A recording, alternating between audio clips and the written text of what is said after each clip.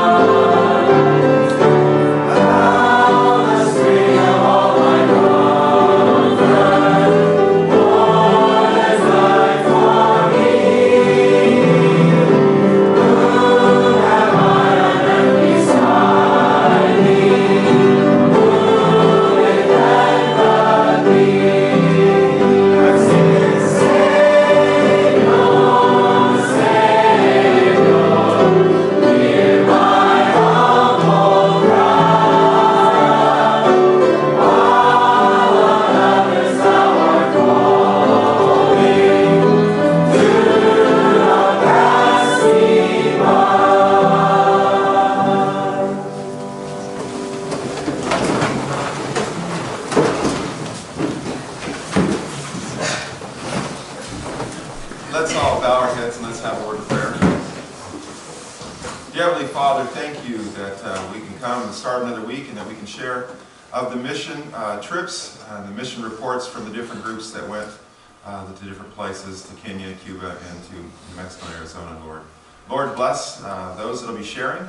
May the testimonies be a blessing to all of us. I pray now in Jesus' name. Amen. Oh, thanks. Good morning, everybody. Good morning. All right. Well, I spent it last week and last night with a mosquito in your head. This is appropriate, actually. Mosquito. All right, so how many from Kenya brought their blankets in their walking sticks? Good. A few of you. How many of you got my first email that I sent like earlier in the week? Okay, good. Because some of you were accusing me. Like, just sent it last night. That's not true. I sent it earlier. Okay. It's okay. You're forgiven if you didn't wear your blanket. So Michael already pointed out that heels are just the right thing to wear. Okay, so how many of you guys who have not been to Kenya know what this thing is? Anybody? It's basically a Maasai tribe tradition. They wear plaid or tartan. And I, over the weekend, was watching a documentary which happened to cover Kenya, which happened to cover this particular tartan, and I discovered that it really is from Scotland. Scottish missionaries brought it over, and that's how it got there. So truly, all plaid and tartan does come from Scotland. Originally there, and I remember wondering that when we were in Kenya. How did this stuff that just looks like when you're standing out in the green grass, you could just be in a completely different part of the world, get there? So part of our experience was on Sabbath. We went to a Maasai church, and they gave each one of us one of these blankets, and they gave us each one of their traditional herding sticks. And I thought, well, this is very nice, but much of our time, those of you who went will know, was spent in a bus, driving to Nairobi, back to Nairobi, to our work site, back to the work site, to the clinic, back to whatever. And in that process, we saw many, many Maasai people using these things. Many of them were wearing this blanket. Many of them, all of them that were herders were carrying these sticks. So this is a legitimate thing that they still use today, even though it's been around for a very long time. I thought that was kind of neat. I want to tell you a couple of quick things, and then I want to open this up to other people. I'm going to show you a picture. Can someone just set this up for me, please? Go, Alex. I know. Where are my people from Mission Trip? They should be jumping up. Thank you. So I'll just start telling you about. So as I said, one of the first things we did was get on the bus, and we drove for about 9 hours. And for those of us who had come in the night before and slept a little bit, that was nice. I feel really badly for the second flight because they literally got up. What time did you get in the morning? 4:30 in the morning. And then they get on a bus and they're given a sack lunch and then they drive for 9 hours. And it was a very, very long. And your flights getting over there were about 12 totals, something like that, right? Am I right? Yeah. So it was very long. Long time without a shower, a long time without proper food. It was a long trip. So what I'm going to show you here is a picture. And every time we drove by this place in the city of Nairobi, someone on the bus, local typically, would say, "This is the Kibera slum." And I'd be like, "Okay, that's a slum, yay," and go on by. But I have subsequently read a little bit more about it. This slum is not only a big slum in Nairobi, not only the biggest one in Kenya, it is the biggest, largest urban slum. Oh, that's lovely. Thank you. Why don't they do? I'll let you know. Okay, sorry. This is the largest urban slum in Africa. Okay? It is massive. There have been estimates that there are over 1 million people in it, although when they did an actual census, the number was much lower, but they are pretty sure that not everybody wanted to be counted. There's an actual train line that runs through it with a stop. I mean, it is huge, huge, huge, huge. High percentage of people in this slum have not only HIV, many of them have active AIDS. They have very limited clean water. Now the interesting thing, and one of the things that they pointed out to us as we would drive by, overlooking this, and I don't have a good picture of this, probably someone else does, and it's okay, I didn't ask you to bring it. There's these huge, brand new, you can kind of see them here, high-rise apartments. And they're new and nice, and they're kind of overlooking the slum. And again, they would mention this. By the way, there's these high-rise apartments. And we're like, yay. So the thing with those is, the government of Kenya is trying to clean out the slum and move people into this better housing. So they have built hundreds of these really nice apartments. No one wants to move into there. They don't want to go into them. So they have these empty apartments overlooking the slum, and the people in the slum want to stay in the slum. There are so many spiritual lessons for us there, aren't there? You know, God offering you something right there, and you're like, I don't want it, I'm very comfortable where I am. And there's many, many things, and I will let you guys think more about that. But that was something that really struck me. Another thing I wanted to talk to you about, I have a picture of the kids at the school. I'm really sorry. This is probably one of the most disorganized times of this entire trip. I'm really sorry. Sorry, I also have...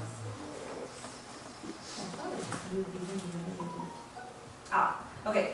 So this is the first day that we get there, and there's already a little bit of wall being built here. When we came, thankfully they had put up the metal frame and they had put shade for us, which was really great because, as you can imagine, it was quite hot. And there was one layer of bricks around the bottom. Okay, and we got, Randy, how many? 4 was it the first day? 4. 4 total or 6 total? 5 total. 5 total up above. So I was really proud of you guys who worked hard, and the people that have worked with Maranatha, we had a team that came in, some from Mexico, a team lead from Mexico, and then some local guys, and they were really happy with how hard our kids worked, so I'm very thankful for that. You guys have a good work ethic, and I appreciated that. So we got quite a bit done the first day, and we actually did end up finishing the building.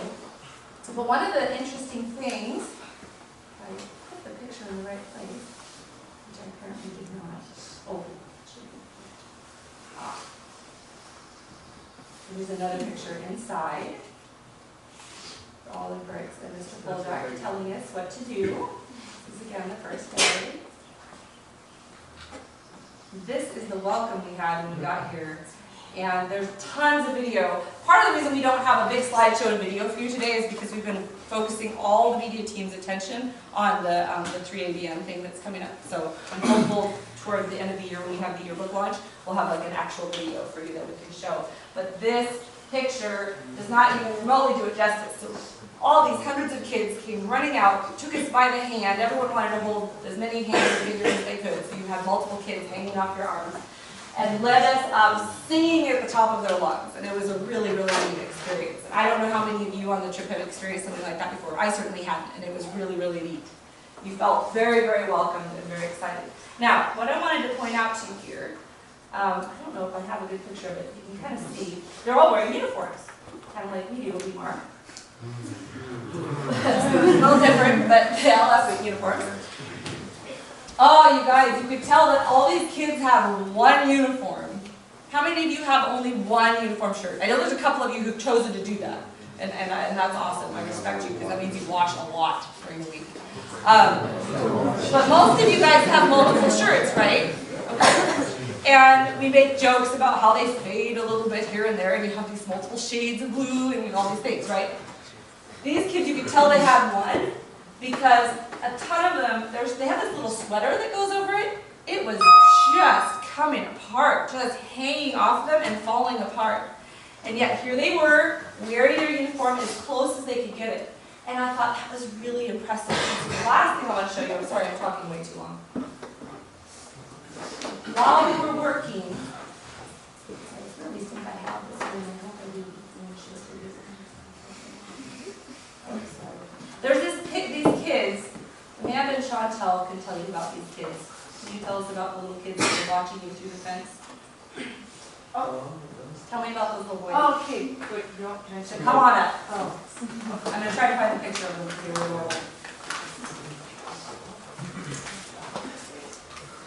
What were they doing? Oh, okay. So there's these two little boys, if you can find a picture. Yeah. Didn't you guys see the two kids watching in the fence in our building? Well, those two guys, I'm not sure what day they came in during the week, but they came in during one of those days, and they came literally every single day after that. And they also came to the VBS program in the morning, and they would sneak into the back. And like, oh yeah, there they are. They would sneak into the back and sit near the back or whatever, and they didn't really want to participate or anything in the first few days. So I'd come over and I'd be like, hey, you want to do the craft? And they're like, no. But then, like, finally, like, the next day I came and I gave them a craft, and they started getting more involved. And the kid on the left, he came to the very last day that we did VBS at the school. And it was really cool because he came from, like, standing in the back to, like, sitting with the other kids and getting involved and singing the songs, and that was really good. Yeah, they were really cool when we could come and talk to them, and also when we would leave every day, they'd always stand by the fence and they would wave at us and we'd give them high fives. So it was really cool. They were like a part of the process. Yes. These kids are kids for whom there's not room in the school. And there are over 600 students actively in the school right now. And they literally don't have room for more. And there's there were kids climbing the trees, watching us during the day, kids looking through the fence like this, kids waiting for us when we would go out. There are so many children, and what they told us, you can say, many of these kids walk to school in the morning 45 minutes to get to school. How many of you want to go to school so badly you would walk for 45 minutes? There might be some of you, and that's awesome. But we are so privileged. And it's important. One of the reasons we go on mission trips is so that we have a reminder of that, of our privilege, of the blessings that we have, and it's motivation to share what we have, to be thankful for what we have. The last thing I want to share with you, and tomorrow we'll have more pictures of this, and this is to do with this Maasai stuff when we went to the Maasai church. We enjoyed it, we're in the building, and I think, Randy, you guys, your family was there when they dedicated the church, correct? And you may know this story better than I do. But later, Kotesh, who was our, one of the Maranatha coordinator that was with us, told us the story that to build that church had spent, I think it was about a year, raising money. And the way they raised the money was each family in the church would skip a meal from a week, save the money from the meal, bring it. They would all combine their funds and they would buy one brick. And this just gives me great pause. Because it's one thing to walk to school because you're getting something, but to give up food for such a long period of time, and the building was humble, you guys. It was kind of like what we built, maybe even a little bit smaller, if anything. A dirt floor. And they built that thing literally by going hungry. And I was very touched by that. And I wish that I'd known before I went, but in some ways it was kind of neat knowing afterwards. Because then it made me realize how much I took it for granted. I thought, oh, it's another Maranatha building, whoop-de-doo. And I mean, that's terrible in itself, right? But the truth is, it was much more than that. It was something that they built out of love. And then for them to reach out to us and give us these blankets and these sticks, which are not free, it's extremely touching. So I want you to appreciate what they gave us that day, because it was really, really touching. All right, I'm sorry I've taken up the entire time. Do we have a couple minutes left? Does anybody else want to have anything that you wanted to add to this right now? Because we're going to do more tomorrow. That's why we have 2 days, because Mrs. Nelson talks too much. Is there anything that anyone else would like to share before we finish before class? You know what, we can run a little over too. Okay. Listen, when we were done one day, Dylan and I saw a bunch of kids playing with a soccer ball, if you call it a soccer ball, and we said, hey, let's go. So we pull up. What did we play? Where's Dylan? What did we play? We played for probably an hour, didn't we? Yeah. Yeah, and we were playing. I was pretty pleased. There were 6 or 7 of them, and we did okay, didn't we? We won. So this is not the ball. So I told them when we got done, I said, I want your ball. I said, I'll tell you what, I'll give you a real soccer ball for your ball. And the next day they weren't there, and then I wasn't there. Then the next day they got it. Leo, I think, and Dylan, you guys, and Charlo, you made the deal. You have a video of it? Well, you can maybe share it tomorrow. But anyways, anybody want to say that's their soccer ball? They made this one special because the one that we were playing with was getting pretty ragged. That's actually the one I wanted, but they actually made us a brand new soccer ball. Anybody want to see it's plastic? Looks like plastic bags or whatever they could find for trash, and they wrapped it with some type of twine or something. But the way they wrapped it, it does really well because we played. I don't know. They were playing for several hours, and the thing held together, and it gets stepped on. And I just don't know how well it could have held up. But it was a lot of fun playing with the guys there. So yeah, it was a lot of neat times. But some of the neat times is just spending time with the people there at the school. So it was really a blessing. Well, should we finish and have class? Yeah, unless somebody has something else they want to tell. Somebody have a burning thing they want to tell real quick that goes along with what I've talked about, what we talked about this morning? Okay, hopefully this has sparked your minds and you will have plenty to share tomorrow. I would like to meet with our Kenya group at lunch today. So if you guys don't mind joining together, I will look for you. We can be outside or whatever, but let's have a little chat about, I know a lot of you have stuff to share. I just didn't organize it as I should have done. All right, let's have prayer and then I will let you go. We'll have obviously announcements after that. Let's close this part with prayer. Dear Father in heaven, thank you so much for every blessing that we are aware of, and especially for those we're not even aware of. Thank you for the opportunities that we had on this mission trip. We ask that your presence will stay with everyone we've met while we were in Kenya. And we look forward to when we can be in heaven and meet with those people again. Be with us now this week as we are tackling all the different school projects we have.